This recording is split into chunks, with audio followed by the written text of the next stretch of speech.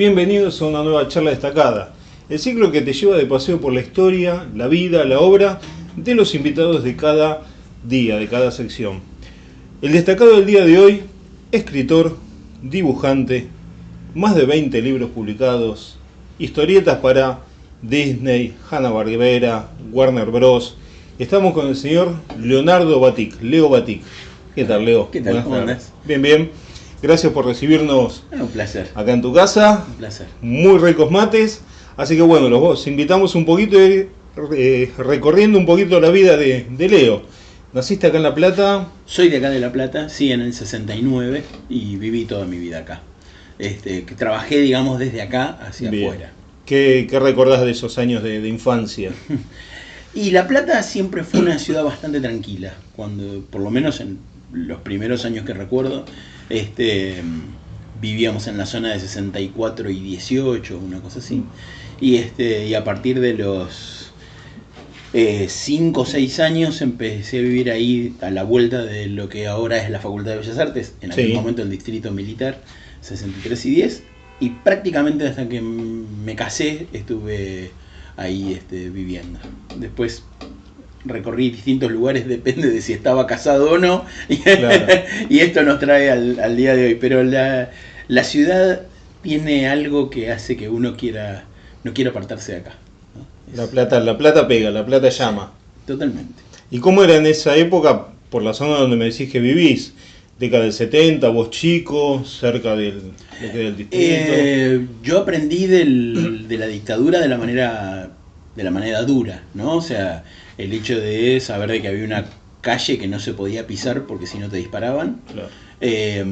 Y necesitábamos una contraseña para que se cambiaba todos los días, o una vez por semana, para poder pasar con el auto, correr unos troncos, unas vallas para poder pasar a casa.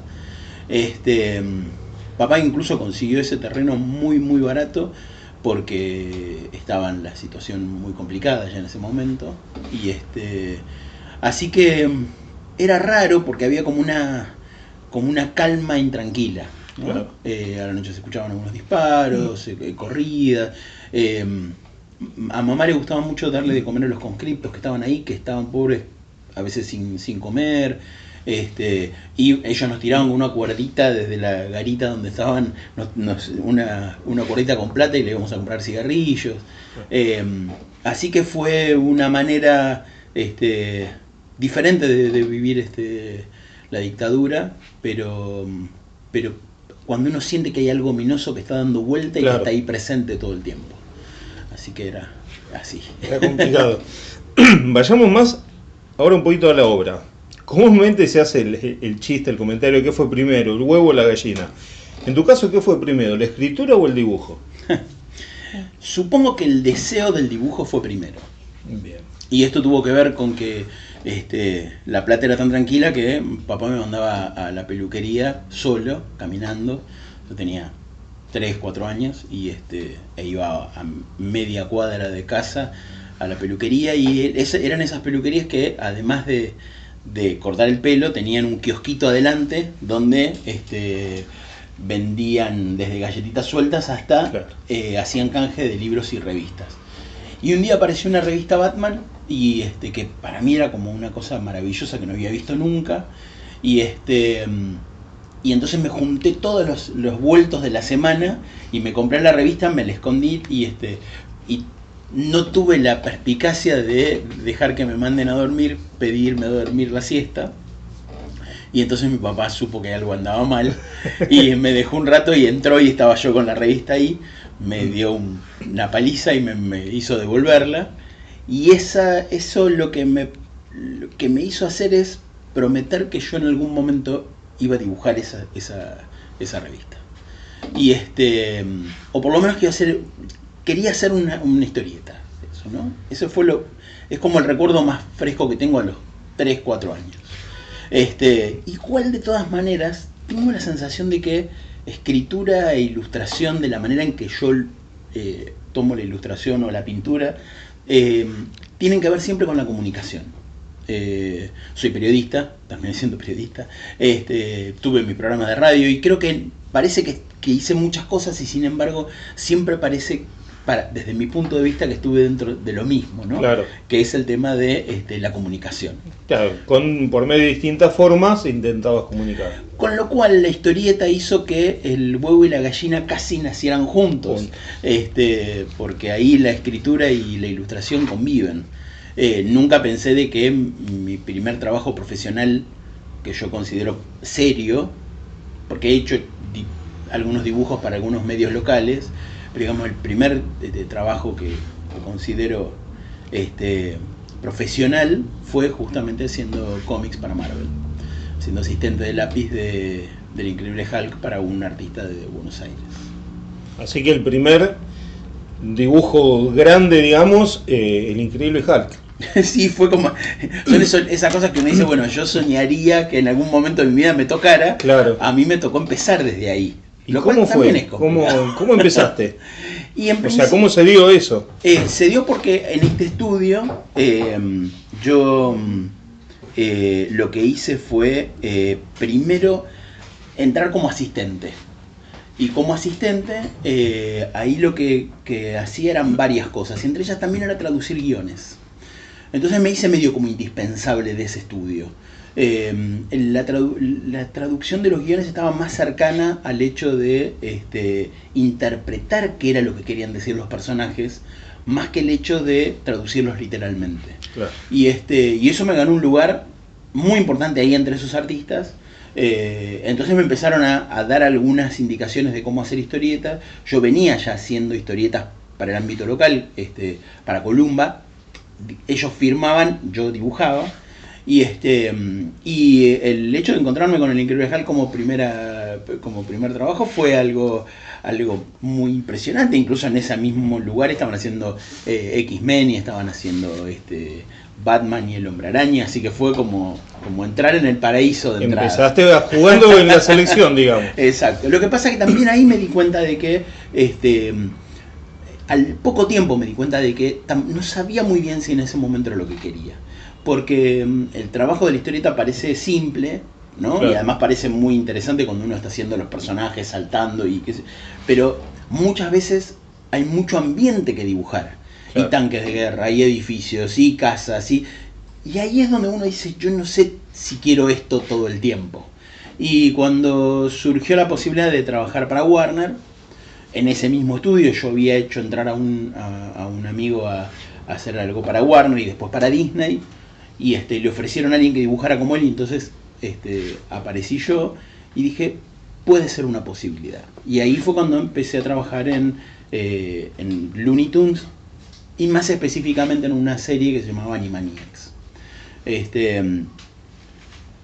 Creo que ahí es donde realmente empecé a desarrollar el disfrute de hacer historietas. El dibujo en sí. Claro, porque ahí era más fácil, si bien tenía un ayudante que me hacía los fondos, era mucho más divertido y además tenía mucho control creativo ahí, porque era una revista que iba a cerrar. Claro. Iban a cerrarla en el número 9, entonces nadie estaba prestando demasiada atención. Y nosotros éramos medio un poco personalidades, con este muchacho Walter que trabajaba conmigo, porque yo sin saberlo habíamos metido todo el arte de los superhéroes, la manera de diseñar las páginas en los dibujitos, y eso fue un cambio que fue una novedad en ese momento, y fue como muy sorpresivo y generó que nosotros tuviéramos trabajo de lo que quisiéramos, donde quisiéramos. Es una pavada, pero bueno, claro, es el puntapié, claro, ahí arrancó. Que fue la razón por la cual me contrataron para hacer Space Jam, que era algo que nunca imaginé que entre todos los artistas del mundo me iba a tocar a mí hacer la historieta que acompañó esa película. Que fue, me acuerdo, de Michael Jordan con todos los dibujos. Exactamente. Muy buena película. ¿Cómo nace el estudio Duendes del Sur? Bueno, nació justamente en esta situación. Yo soy alguien que creo fervientemente de que los trabajos, si son tan buenos, no está tan bueno hacerlos solos. Si uno puede compartirlo, un buen trabajo, uno tiene que compartirlo. Y eso fue lo que hice. Lo primero que hice fue llamarlo primero a un compañero llamado Pablo. Pablo en ese momento para hacer historieta no quería. Después lo llamé a Walter, que hacía este dibujo más parecido a Disney. Y así que fui como llevando de a poco gente a ese estudio de Buenos Aires. Después nos peleamos con esa gente de Buenos Aires, porque lo que solía suceder es, imagínate que en ese momento no había internet, no había nada, Claro.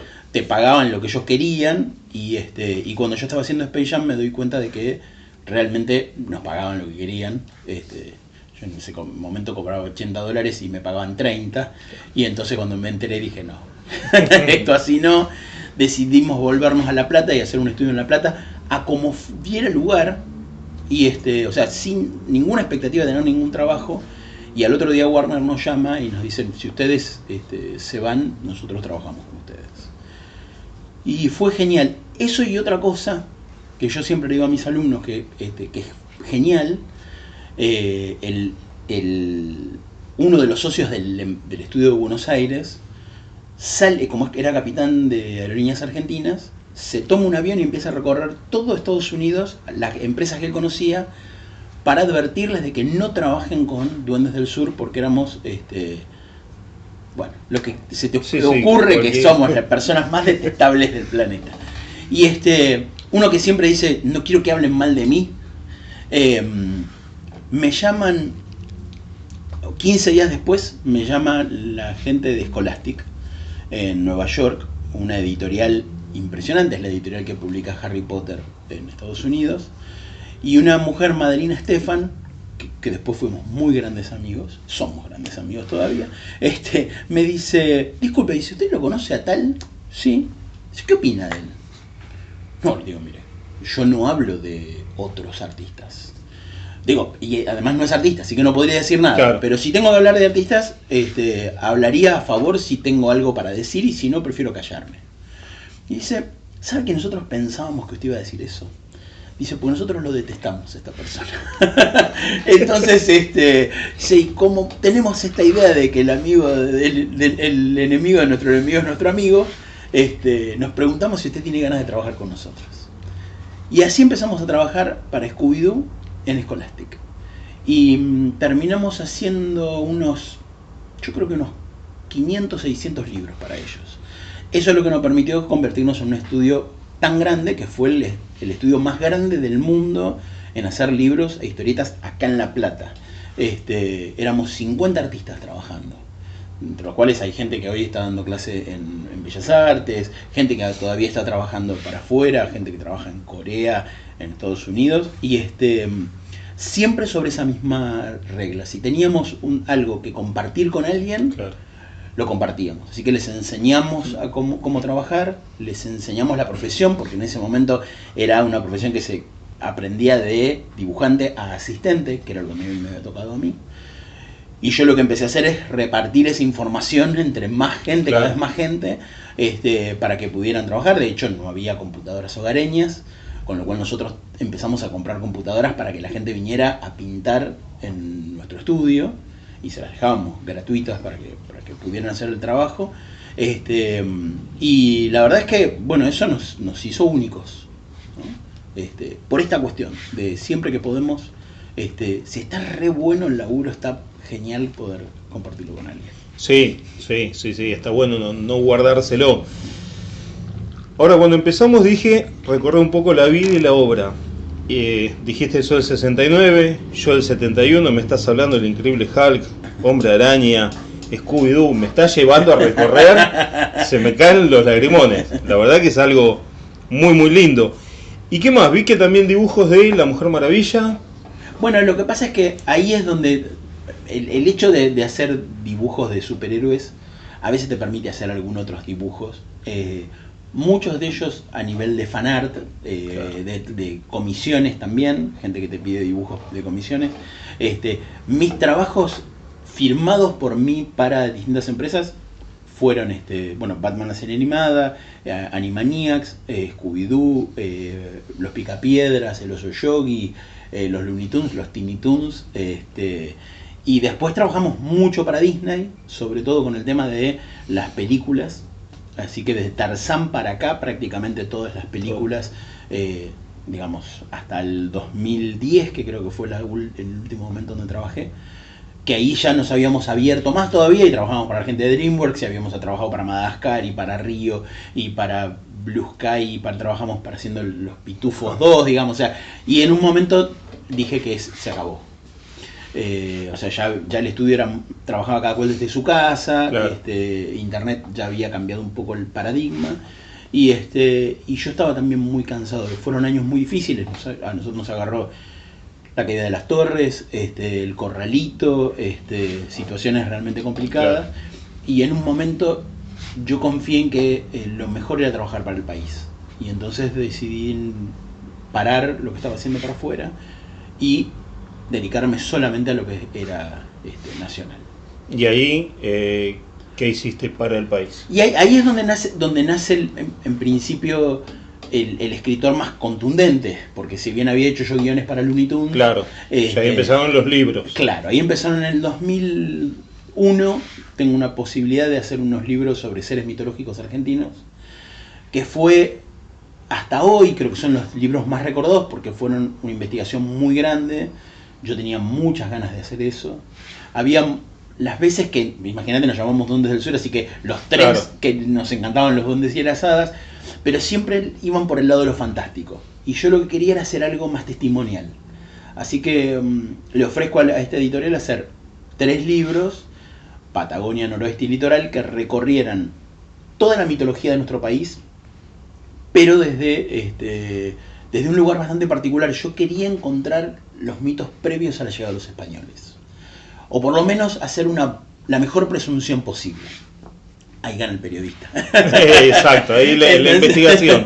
Entonces investigar, ahí fue una gran investigación, claro, que me llevó muchos años. Los libros esos terminaron de salir en el 2006, y ahí lo que hice fue escribir además en forma novelada, porque además de la parte periodística hubo una parte novelada, porque no lo podía resistir, y las ilustraciones. Fue, digamos, que el gran trabajo en el cual 3 partes de mí estaban ahí, claro, trabajando en conjunto.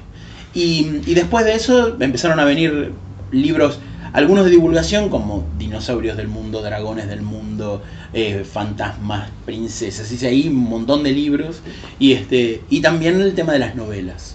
A mí me gustan mucho las sagas, y las sagas fantásticas sobre todo. Ahí fue donde conseguí hacer mi primera saga en Ediciones B, que se llamó El Último Reino. Y a partir de ese momento, ya ahora estamos casi por el libro 33. Si no estamos, y los pasamos, pero digamos, estamos por ahí. Y con las sagas internacionales, las conocidas, ¿con cuál te quedás? Si bien yo soy tan viejo como para que Tolkien haya sido una de mis primeras lecturas de adolescente, tengo que reconocer que Un Mago de Terramar fue el que más me marcó, de Úrsula K. Le Guin. Sí. Fue quizás eso lo que hizo que yo amara a Liliana Bodoc acá en Argentina y nos conociéramos. Nuestros libros casi salieron al mismo tiempo. Claro. Yo publiqué el primero cuando ella estaba por publicar el segundo, así que nos fuimos alternando ahí. Nos conocimos más o menos en esa época y nos hicimos muy amigos. Ella me dio un espaldarazo muy grande haciendo las contratapas de mis libros o hablando acerca de mis libros en conferencias. Pero creo que lo que me permite ingresar tan fácilmente en el mundo del fantasy, sin lugar a dudas, es Harry Potter. O sea, Harry Potter nos permite a muchos escritores que nos gustaba escribir fantasía sin pensar en la edad, nos permite jugar en un lugar de escritura adolescente, juvenil, adulta, que en Argentina no estaba prácticamente desarrollado. Claro. O sea, quizás los libros míos fueron los primeros que estaban pensados en escribirle a ese joven que había terminado de leer Harry Potter y que quería leer algo que fuera diferente. Ahí es donde quizás empezamos ese diálogo que llega hasta hoy. Todavía a las editoriales les cuesta pensar en una novela para adultos de fantasía. Claro, sí. En nuestro país. En Europa es mucho más común. Es más común. En Estados Unidos también. Pero mi escritura siempre fue al chico que llevamos dentro, digamos, ¿no? Al adolescente que llevamos dentro. Exacto. ¿Y cómo es hoy en día, en los últimos años, en este país tan fluctuante, tan cambiante, emprender, publicar libros? Es terrible. Es más complicado que escribir. Mira, me tengo que hacer 1000 historietas para mañana, es más sencillo.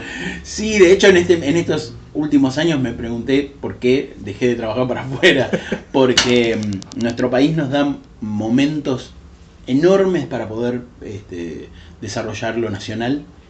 Eso es algo que tengo que reconocer, que independientemente de lo que cada uno piense políticamente, tuvimos 10 años donde lo nacional estuvo en primer lugar y pudimos publicar un montón de autores. Y bueno, y tenemos estos otros tiempos, que son tiempos en los cuales lo que menos importa es la cultura de nuestro país y donde hay que trabajar de lo que se puede. Claro. Yo sigo apostando al tema de la literatura argentina. Cerraron varias editoriales. De hecho, Ediciones B me dejó colgado con un montón de libros cuando se lo vendió a Random House, que es como un monstruo gigantesco que se come editoriales.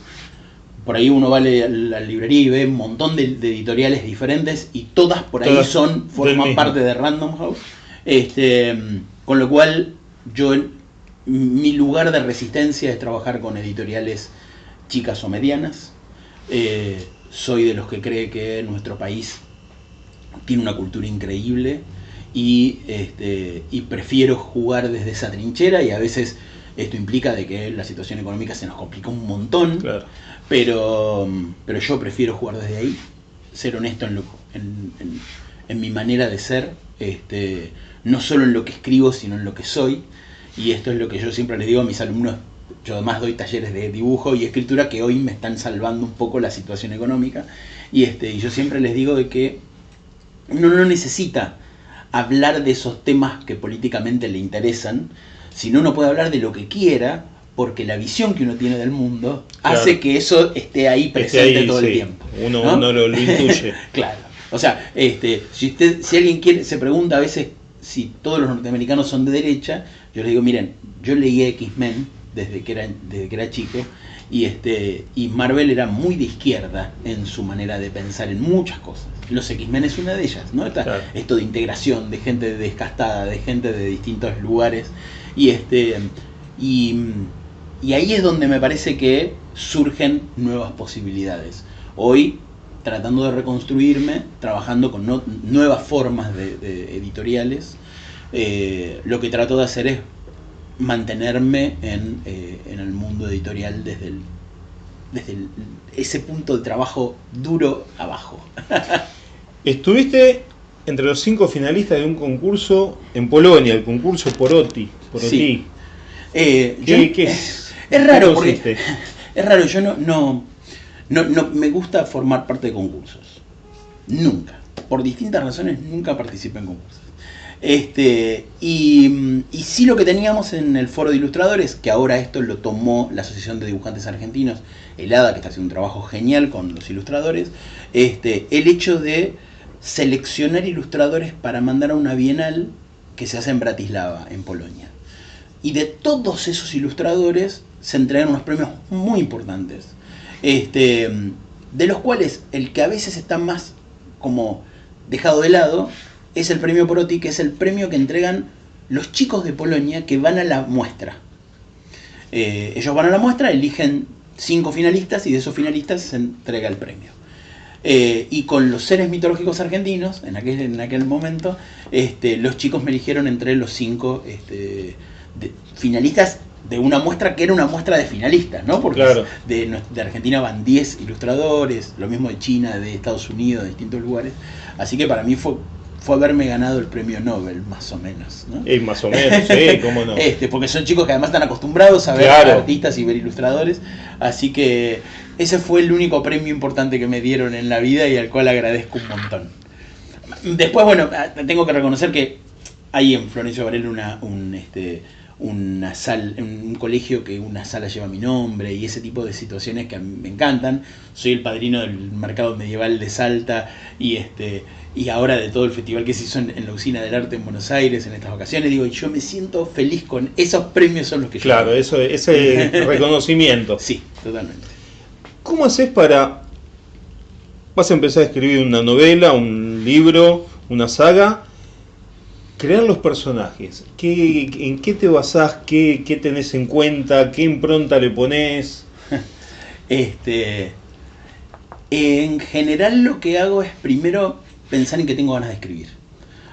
Por ejemplo, hace unos años que vengo dándole vuelta a una idea que va a ser mi próxima saga. Cuando Rowling dijo que había más escuelas en el mundo mágico de ella, construido por ella, y que en Latinoamérica estaba en Brasil, dije, bueno, ok, está bien, pero no me gusta. me molesta. Entiendo la realidad de por qué lo dijo, pero la verdad es que empecé a pensar, digo, ¿y qué pasaría si unos argentinos hicieran una escuela de magia en Argentina? Y eso me permite empezar a pensar, a veces, un poco subido arriba de la estructura que el otro plantea, como juego, digo, de la misma manera que Liliana Bodoc lo hizo con Tolkien y El Señor de los Anillos para escribir La Saga de los Confines, para después apartarse totalmente. Ningún escritor inventa algo de cero, siempre uno está pensando en esto como referente, claro, ¿no? Quien quiera ver en Canción de Hielo y Fuego, Game of Thrones, digamos, las referencias, va a encontrar 1000 referencias a otras novelas y a otras historias. Así que, en principio, ese hilo. Y después, lo que empiezo a preguntarme es quién habitaría ese lugar.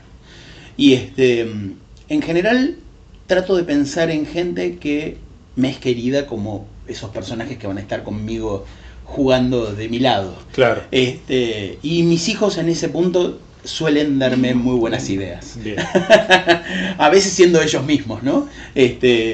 Sus elecciones, sus decisiones, sus maneras de enfrentar la vida son tema de inspiración constante. Pero a veces es aquello que no está presente. Por ejemplo, fuimos con mi señora a un recital de Serrat y El gusto es nuestro, con Ana Belén y Víctor Manuel, etcétera. Y entonces una de las primeras canciones que cantan, el tipo cuenta la historia de una pareja que son Down y que son pareja que ha luchado contra un montón de cosas. Y estaba yo en el recital y estaba con el celular en el anotador diciendo, quiero hablar de esto, de un chico que va a una escuela de magia, lo cual me trae un problema porque es cómo hacemos para que un personaje Down en un mundo de magia estricto y con vueltas y qué sé yo, cómo hace ese personaje para estar en esa escuela. Y así es como voy creando. En El Último Reino, claramente la idea del protagonista pensaba en una de mis hijas que en ese momento tenía 2 años y medio y me pregunté cómo sería a los 15, por ejemplo. Y quién cuidaría a ella si yo no estuviera. Y pensé en una dragona, porque eso fue lo primero que me cruzó por la cabeza, y eso es lo que tomo, digamos, claro, como elemento para arrancar. Lo que me pasó en Soy Mago fue que había terminado la saga del Último Reino, no tenía nada de lo que escribir, había pasado 8 años escribiendo una saga como la del Último Reino y no sabía qué iba a escribir después. Pensé que iba a aparecer, así que el primer día no me hice problema, el segundo tampoco, el tercero estaba caminando por las paredes. Empiezo a caminar por la ciudad, que es mi manera de escribir. Acá o en Buenos Aires me voy a nutrirme de lo que está pasando. Pasando en el momento. Y paso entre Islas Malvinas y el Parque San Martín. Hay una funeraria. Veo esa funeraria y digo, ¿qué pasaría si esa funeraria la vendieran? ¿Qué pondrían ahí en ese lugar? ¿No? Esas preguntas que parecen estúpidas y que yo aliento a que uno las tenga. Y digo, bueno, podrían poner una casa de fiestas infantiles. Grande el espacio para hacer fiestas infantiles. ¿Y cómo se llamaría esa casa de fiestas infantiles? Muertos de risa, tendría el sentido por ese lugar. Y entonces, digo, ¿qué pongo ahí que me genere interés para contar? Claro. Y pongo un mago de estos de tipo Copperfield, alguien así que ha sido en Calle Corrientes muy conocido, se mandó una macana y termina estando en fiestas infantiles, y ahí se da cuenta que los chicos ni bolilla, que saben cuál es el truco, que le gritan, y entonces saca un conejo de una galera, pero el conejo nunca había estado ahí. Y ahí empecé a escribir, ¿no?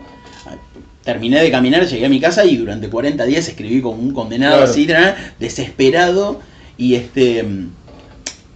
generalmente cuando uno escribe una novela tan rápido es porque está hablando mucho de uno. pero esas son las cuestiones que me van raptando, digamos, ¿no? Me seducen, me enganchan. Mi tema fundamental es sin duda la adopción, porque yo soy adoptado, así que en general el tema de la adopción aparece en una serie de libros que estoy escribiendo ahora que se llama Vínculos. El primero se llama Monstruo, y es un chico cuando se da cuenta de que sus padres no son sus padres, que fue apropiado, se empieza a convertir en un monstruo, ¿no? Tiene que ver con eso, es ¿qué pasaría si? Bueno, claro. Tiene que ver con Marvel y su What If. Ahora la gente va a entender mucho más de qué se trata esta historia de universo alternativo. Pero eso es lo que a mí me gusta, y juego con eso hasta que eso se convierte en una historia que contar. Y en general tengo varias historias que contar a la vez. Claro. Ahora, por ejemplo, tengo una saga, una serie y una novela, todo junto, y un día escribo un poquito de una y un día escribo un poco de otra. A full esa cabeza. Sí. Leo, recién hablabas de tus alumnos, de Sí. talleres de dibujo y taller de escritura. Sí. ¿Cómo es, empezá por el que quieras, son alumnos que más o menos tienen una base, son alumnos que de nada vienen a aprender a hacer eso, tienen su bichito de curiosidad de escribir algo, mira, me gustaría algo así, y vos lo vas guiando, ¿cómo es? En general he aprendido yo hace ya 30 años que doy clases. Di clases en periodismo, en bellas artes, y me doy cuenta de que lo mejor, en lo que yo soy bueno es siguiendo en lo que el otro necesita. Sobre todo en dibujo. En dibujo la idea es que es dibujo libre, cada uno hace lo que quiere y yo los voy guiando desde ahí, vamos armando desde ahí. Sobre todo porque hay como toda una cuestión del estilo en la ilustración, como algo ominoso, gigante y opresivo para todos los que quieren ilustrar, y yo les muestro que el estilo es algo que nosotros tenemos casi sin darnos cuenta, ahí nomás, a flor de piel, y eso es lo que hay que trabajar. En la escritura me gusta prepotearlos con temas y con situaciones. Tengo un taller de escritura creativa, la idea es tirarles centros de lugares más complicados a ver qué surge. Qué sale. Sobre todo porque hay mucha gente que viene pensando de que puede escribir, y cuando sigue la primera o segunda consigna se da cuenta de que no es tan fácil como creía que iba a ser. Y a partir de ahí le digo, mira, sí es sencillo si querés jugar, y si te damos la receta, mira, hay que utilizar esto, ¿no? Y entonces uno se mete en esa cocina y empieza y se da cuenta de que sí puede. Si tiene la práctica, si tiene la constancia, si tiene las ganas. Así que lo que me ha pasado varias veces, este año no es menos, tuve varios alumnos en distintos momentos de mi vida que tomaron las consignas del taller para continuar una idea y escribir una novela. Seba Elesgaray, Esteban Dilo, Marinés Linares y ahora Patricia escribieron novelas a partir de las consignas. Estamos hablando de que todos los que dije recién tienen novelas publicadas. Claro. Y muchos lo que hicieron fue escribir cuentos, y esos cuentos también han sido publicados. Valentina Vidal, por ejemplo, que ahora ha escrito una novela que está en este momento muy reconocida dentro del ámbito de la literatura en nuestro país. Así que es jugar, sobre todo es el hecho de jugar. Bien, incentivás y que se expresen. Y hacer el ridículo. Yo siempre les digo que las ideas en general son todas estúpidas o son geniales, depende de qué tanto uno pueda defenderlas. Claro. Porque si no, ¿qué hubiera pasado con ese chico que le dijo a su mamá que iba a escribir una historia sobre tortugas que tenían nombres de artistas pre-rafaelistas? Vamos. Sí, la verdad. Es una idea estúpida, pero la defendió tan bien que hoy tenemos a las tortugas ninjas. Recién decías que estás una serie, una saga y una novela. Sí. Eso es lo que estás ahora en el presente. Uh-huh. ¿Y a futuro? ¿Qué hay en el horizonte? Cuando hay una serie, hay una saga. En el futuro no hay nada, no hay nada más. Es esto y mañana vemos. Claro, la saga en general, mis sagas son de 5 libros, así que es una saga que me va a llevar seguramente 10 años, en este caso. Claro. Ya hace casi 1 año y medio, 2 años que vengo trabajando sobre el mundo y vengo explorando ese mundo. Después hay una editorial que hace unos pocos meses empezamos a hablar acerca de escribir una serie como eran las novelas o las historias un poco antes, más parecidas a los seriales de televisión, donde el avance del gran arco argumental era pequeño, entonces uno podía leer una novela u otra y el avance era pequeño, pero había mucha aventura y había mucho de investigación. A mí me gusta mucho el tema de los mitos, así que seguramente hablaremos de mitos griegos y qué sé yo.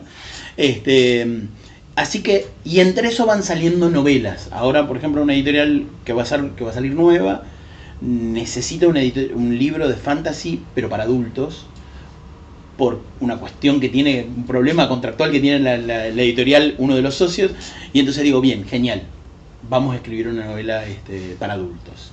Y entonces un chico que trabaja en un supermercado chino y descubre de que la magia está presente en cualquier lado.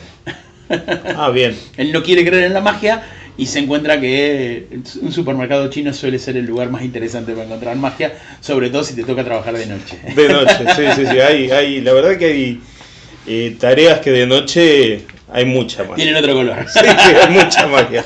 Tal cual, mucha magia. tal cual. Leo, muchísimas gracias por tu tiempo. Por favor. La verdad que hoy, mejor que nunca, nos llevaste a recorrer recuerdos de infancia de que uno dice, bueno, he visto los dibujos y estoy con él. Así que bueno, muchísimas gracias nuevamente. Muchos éxitos para lo que viene y a leer, a escribir, a expresarse. Eso es lo que invitamos a todos. Invitamos también a los talleres de Leo Batik. Y que son acá en La Plata. Son acá en La Plata, no precisa de irse. Y uno que le gusta escribir, me parece que vamos a estar teniéndolo en cuenta, haciéndonos un tiempo. Así que bueno, gracias nuevamente. Gracias por los mates. Y gracias a ustedes. Espero que les haya gustado. Y será hasta la próxima charla destacada.